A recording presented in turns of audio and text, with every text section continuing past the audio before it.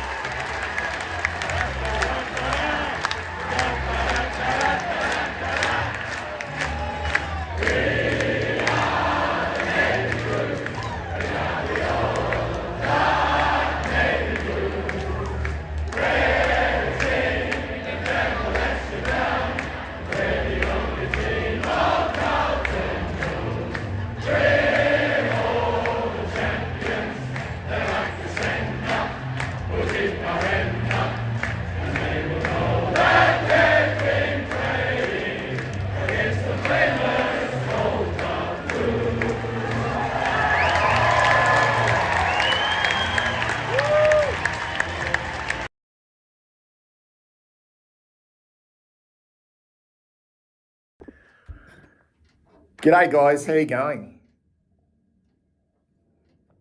I hope you're well.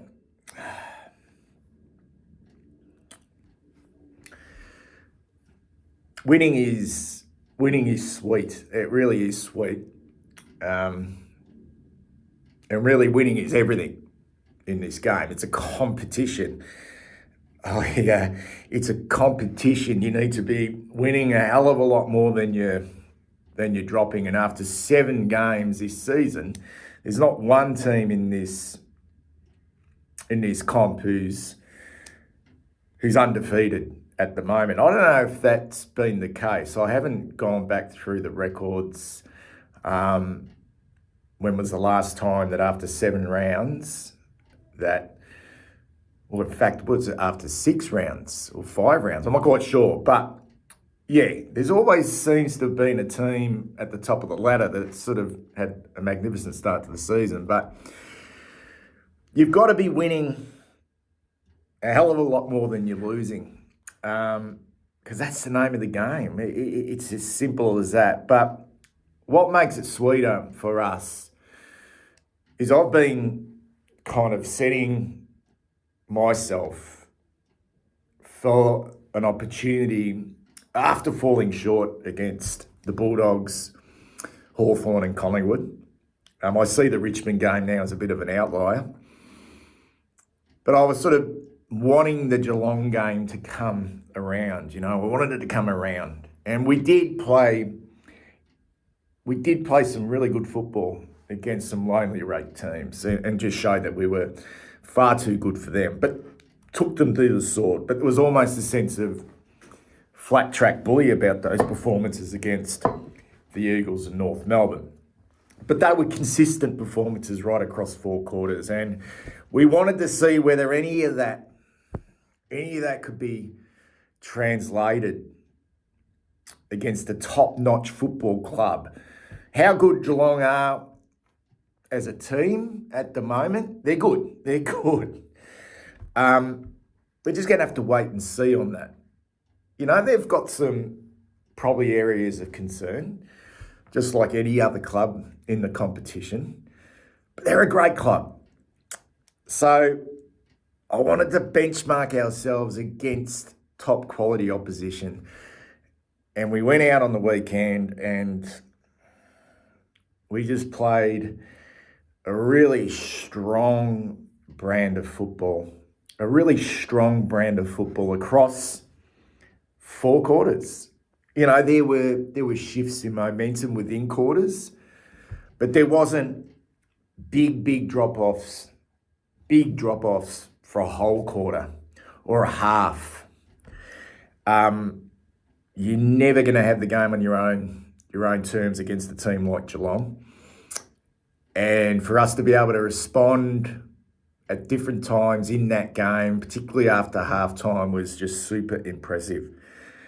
And it feels good. It feels really good to have this small little victory at this stage, because Geelong are a great club. Chris Scott is a proven performer as a coach. And I shared those clips because there's been a little bit of talk and narrative around that he didn't show us a lot of respect in his press conference. And frankly, I kind of agree with him. And I like what he said. I don't want us to be believing the hype. I don't want us to be listening and wanting affirmation from an opposition coach. I really don't. We need to stay really grounded. And the reason why I shared last year's press conference when we beat them by 60 points in round 15, and it just looked like at that stage that we had really turned the corner because we were showing some real consistency. And our season just from that point on really just went down. He absolutely, in that press conference, gave us the biggest rap. And I don't know if there's a connection, but maybe we listened to that. And we weren't ready. We weren't ready for that type of praise. I know we beat Richmond the following week, but then we went up to play the Giants and blew them away in the first quarter. And after that first quarter, our season just went. It's like we believed our own hype. And I know there was some circumstances around injury and all that type of stuff. But I loved what Chris Scott said in the press conference after we beat them by 18 points on the weekend. I loved it. We know what we're good at. We know what we're good at. We're a bloody strong when we're on, and the energy's good, and the enthusiasm's good, and the effort's there. We are a bloody strong, contested football team that's extremely good at a really important part of the game. And we would like to think that the other parts of the game will grow. They'll need to grow and continue to grow. But we don't need to be getting ahead of ourselves. We don't need to be going to a Chris Scott press conference and telling us how good we are. We just don't. Maybe he is salty. Maybe he is angry because it's happened 2 times in a row against his former teammate Michael Voss. But who cares, man? Who cares? Let's fucking stay grounded because there's such a long way to go. And it's, maybe Geelong weren't at their best. Maybe they weren't at the best. Yeah, they look like a team that panicked a little bit. Just like we look like a team that panicked in the game against the Western Bulldogs, that panicked in the game against Hawthorn, that panicked in the game against Richmond, that panicked in the game against Collingwood, where we're in a position to win it. So, not for 1 minute am I listening to that press conference from Chris Scott and thinking, how dare he not say nice things about our football club? Because, guys, we're not there yet, and we're nowhere near there yet. This has been 3 weeks of really solid football. And I've been saying this for a long time now, since the start of the season, and even at the back end of last year.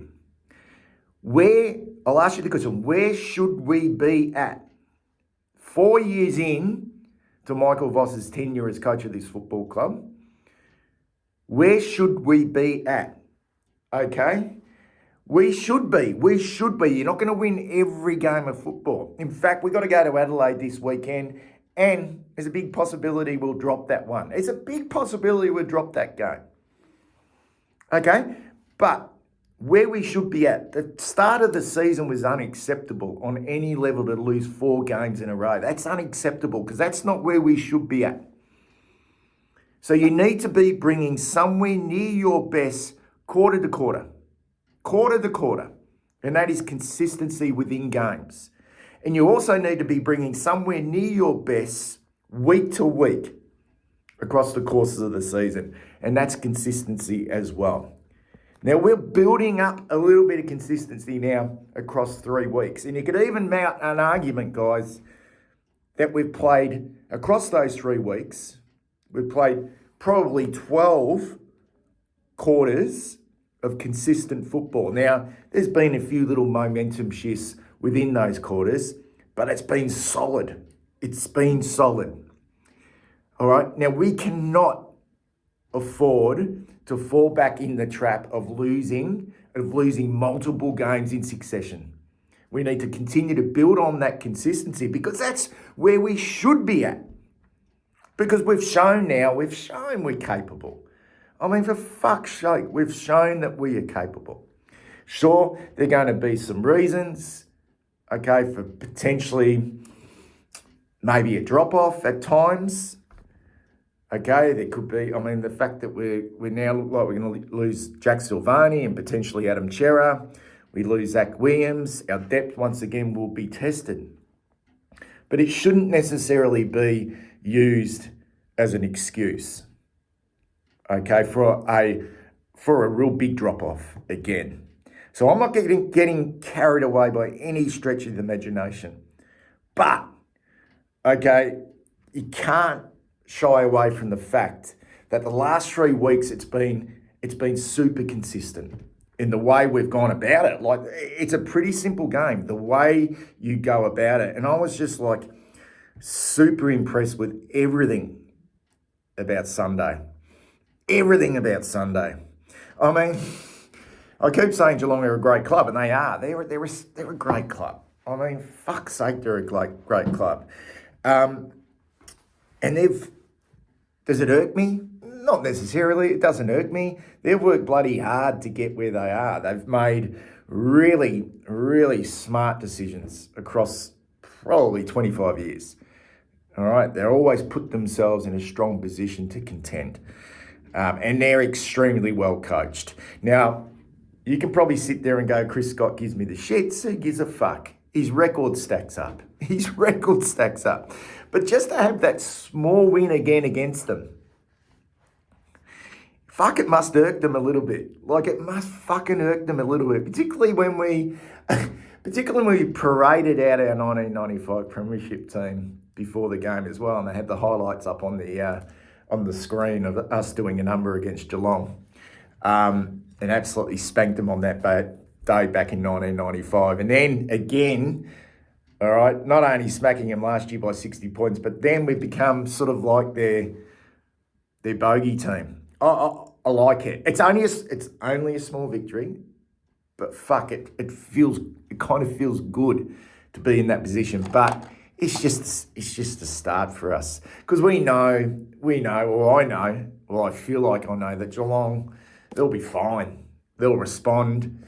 They'll respond. They've got home games coming up. They'll be there or thereabouts. I don't know how good they are. I mean, I sort of watched them, and I kind of agree with Chris Scott. They turned the ball over like in really dangerous spots, which I didn't see the week before against Hawthorn or the game against Adelaide a couple of weeks ago. They're usually really precise by foot, particularly on transition. So they coughed it back up to us. So what they did for us is what we generally do for the opposition. They just kept bombing the ball to Nick Haynes and Mitch McGovern right into their hands. Like, it was amazing how they were just kind of panicking under pressure. I would like to think it was our pressure, but maybe they just had an off day. But there were just small wins everywhere, like even the narrative around how wonderful, and they're a wonderful football club, Geelong, at developing their players, their young talent particularly, and plucking them out of obscurity from remote leagues from Siberia, wherever the fuck they get these players from. And they're banging on it about it all the time, and all the talk was about this Ollie Wiltshire, and good luck to the kid out of Bowen Heads. I actually went and watched him play his first game for Bowen Heads a couple of years back, and he dominated. I remember watching him play, and I thought, geez, this fucking kid can play. I actually looked him up after that game, and he'd actually played for the Geelong Falcons. So it's not like, in the Coates Talent League, so it's not like he was plucked from obscurity. Like, he'd been identified well before he got to Bowen Heads. Whenever you play in the Coates Talent League, you've been identified. So the narrative and the rhetoric around Geelong being able to just get these players, yeah, there's a part of that. But the funny thing was about the weekend, he was subbed off. He didn't have a good game. Like, he did a couple of things, but really he was probably pretty poor. He was subbed off, had no impact at all. So this was all around Ollie Wiltshire. We've got another kid out of Bowen Heads, blah blah blah blah blah blah. And there we have on the other side of Leisure, we have Will White, who was plucked out of North fucking Warrnambool. He was plucked out of North fucking Warrnambool. And it's not really mentioned. It's not really mentioned because it's not cool, It's not cool to mention that we can pluck a player out of obscurity as well. Now, people will go, yeah, but he went to our VFL. Well, doesn't matter. He played Coates Talent League as well. Wasn't good enough, so he went off to North Warrnambool, then made his way down. No guarantees. Played in our VFL. And I thought Will White didn't have a great game, but shit, he brought some energy. And had an impact. So they were all little small wins in this game. But the fact of the matter is, guys, we dominated certain parts of this game, and it wasn't just all about clearances. It wasn't just all about contested possessions. We actually challenged them on the outside, I thought. And my only criticism in the end was maybe in the link of handballs, maybe just one more. I could understand what we were trying to do. We didn't want to just play into Geelong's hands because we know they are so strong defensively. So there was often trying to work that ball by hand through the press.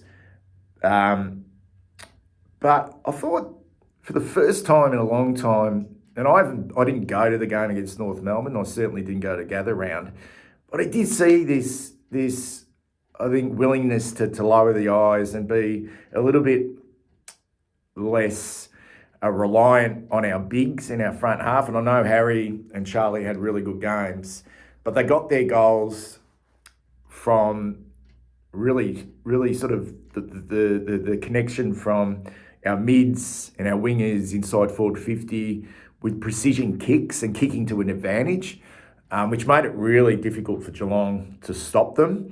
So it was a less of a tendency to bomb that ball in.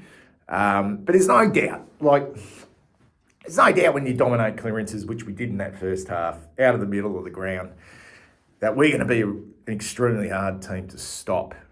Extremely hard team to stop. What I thought was kind of impressive from this performance was not so much of a reliance on Patrick Cripps, Sam Walsh, I thought were really serviceable. But that next layer of players that I've been going, fuck, yes, you just got to step up, And it's been George Hewitt who's been able to do it this year consistently across the course of the season. But Mitch McGovern's game on the weekend was just outstanding. It was just outstanding. And when we were under the pump, in that third quarter, it was Mitch McGovern and it was Nick Haynes who really stood up, and Jack Silvani as well. Thought our defence was really strong.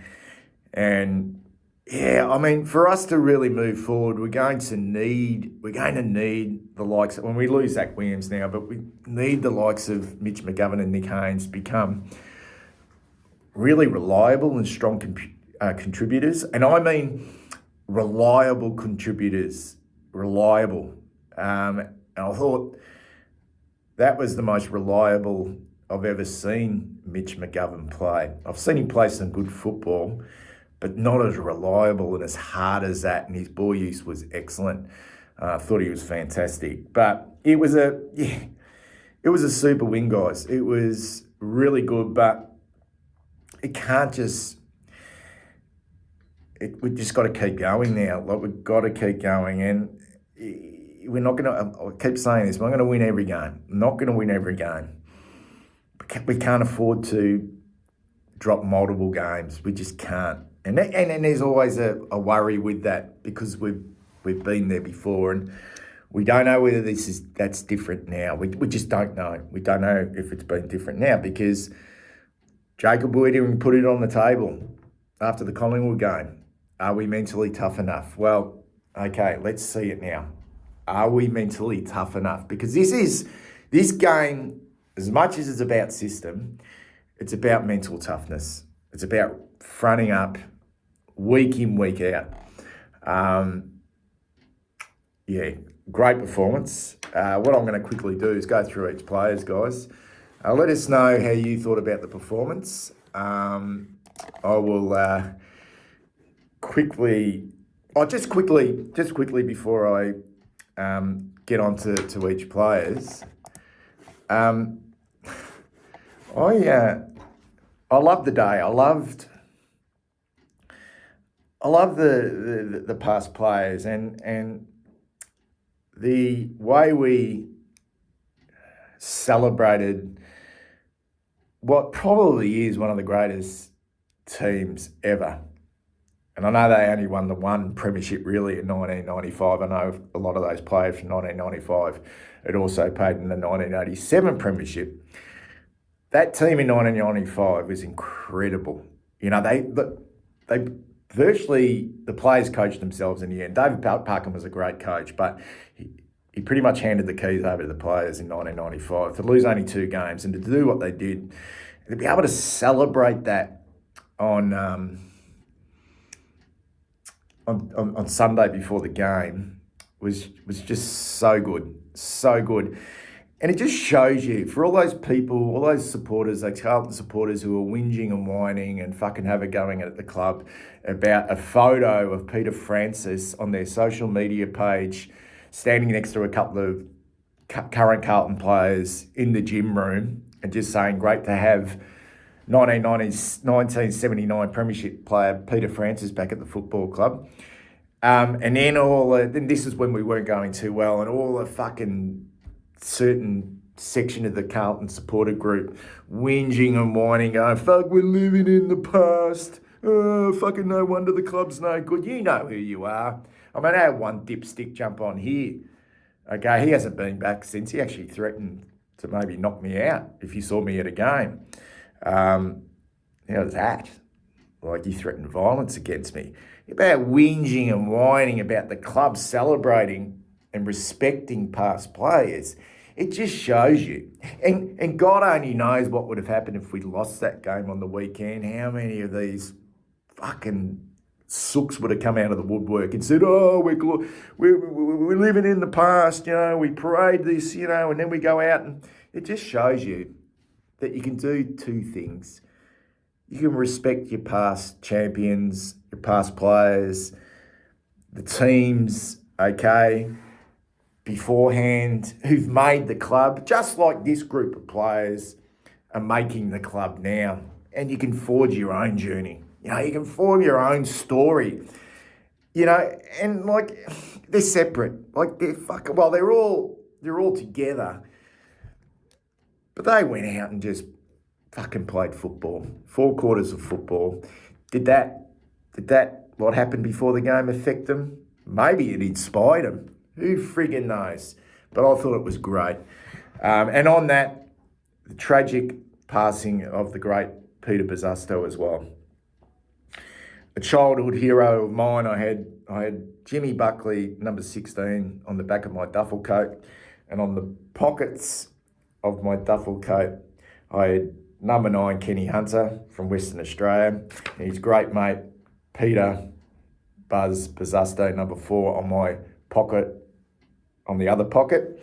And I wore that duffel coat for about 3 or 4 years as a kid and as a teenager. What a great player he was across only 65 games for our football club. Kicked 146 goals. Came to the club in a real golden period, really, 1981 and 1982 Premiership player, back-to-back Premierships. It was almost like him and Kenny Hunter were like the icing on the cake for that team. He was such an enigmatic, flamboyant, special player. He was a little bit inconsistent, but could just turn a game on its head.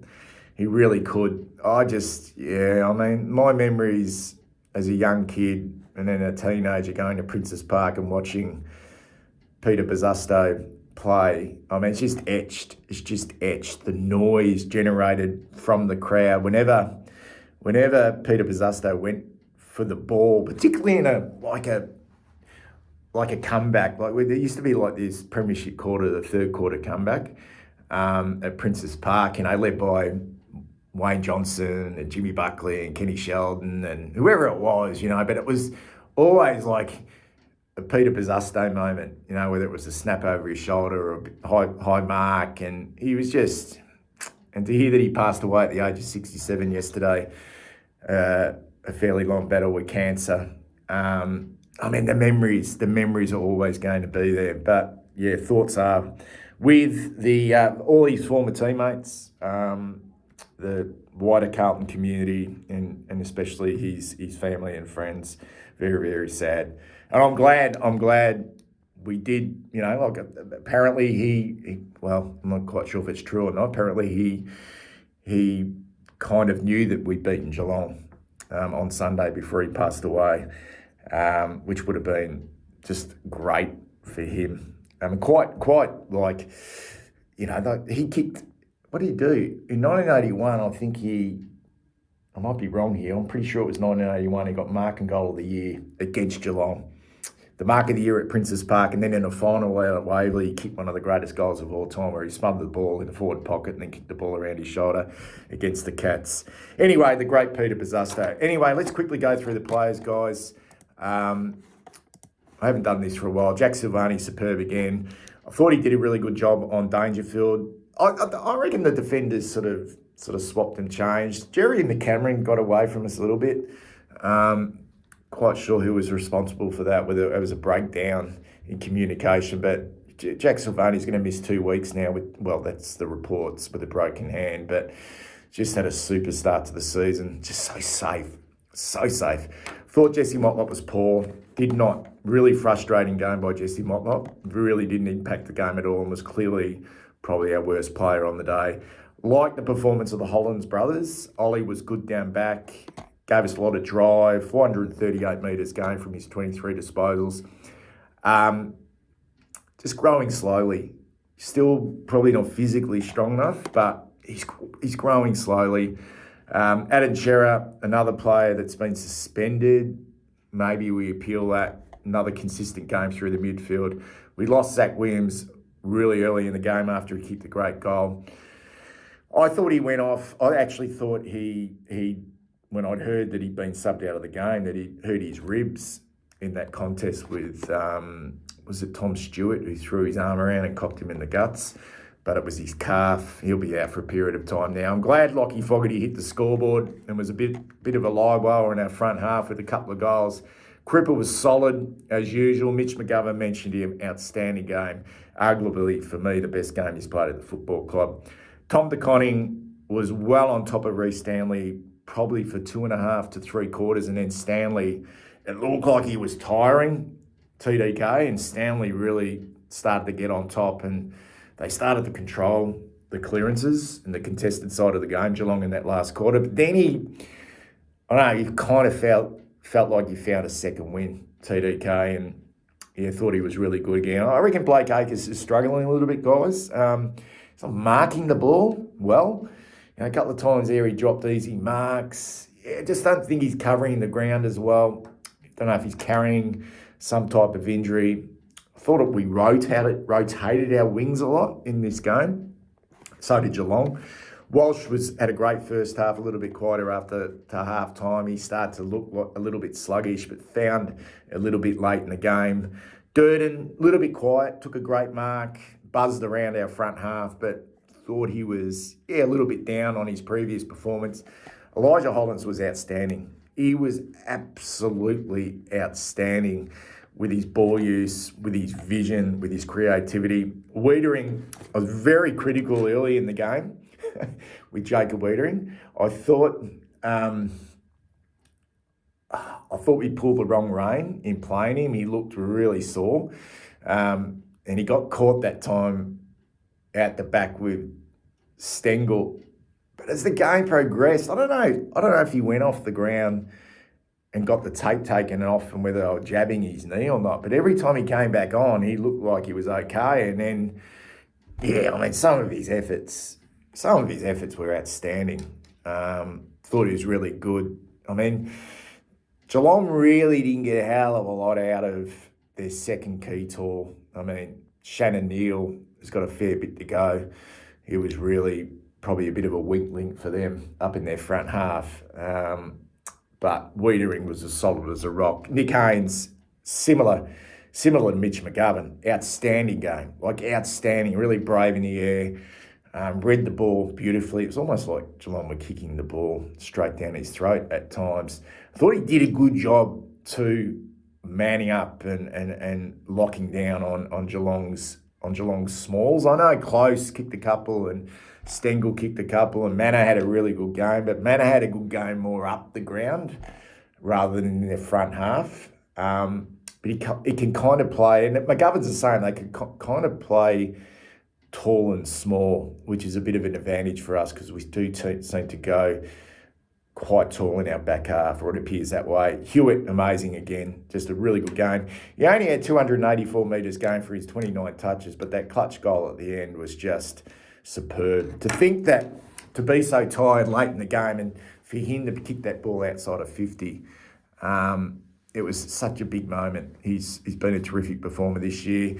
Charlie, again, was solid with his 3 goals, worked really hard.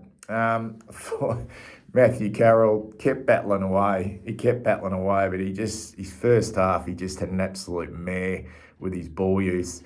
And I was watching the poor kid I was just thinking, he don't want the ball in his hands now. Like, it was almost like, I don't want it. Give it to someone else. Something's wrong with my kicking. He battled on. But fuck, he just, I don't know what was almost like he had lead in his boots. Cooper Lord, yeah, he got plenty of game time. Trying to find a spot for him, whether it's wing, half forward. Didn't get a lot of midfield time. Got caught out in the goal square against Mark Blixarves in that last quarter. Yeah, it was okay. Will White, mentioned him before, really energetic. Probably should have kicked 3. Feel like he needs to make the most of those opportunities. He gives us some real energy and real bite, plays with a lot of passion, but he needs to kick those goals. He needs to make the most of those opportunities. I'd have hated to have been thinking about this game and looking back at that last quarter when Will White should have kicked that goal, because it was a 12-point turnaround. That Geelong swept it down the other end and kicked the goal after he missed that sitter in the goal square. Adam Sard, I reckon he's working slowly back into a bit of form. I don't think he's still near his best, but he had some really good moments defensively and some rebound. And I just really like the form of Matthew Cottrell at the moment.